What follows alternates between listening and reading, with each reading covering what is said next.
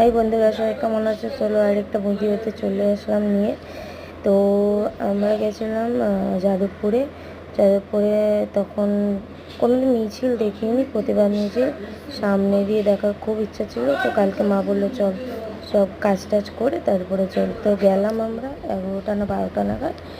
তো দেখছি সত্যিকারে মানে লাইভ যেটা টিভিতে দেখি সেটা পুরো লাইভ দেখেছি, মানে ভাবতে পারছি না। সত্যি মেয়েটাকে প্রচুর কষ্ট পেয়ে মেয়েটা মরেছে, তো মারা গেছে। তো অবভিয়াসলি সবাই মিলে যদি পাশে না থাকে তো কখনো জাস্টিস পাবে না। তো ওইটা করে তারপর আসার পথে দেখলাম যে একটা নতুন দোকান খুলেছে, সেটা হচ্ছে সুলেখা মোড়ে।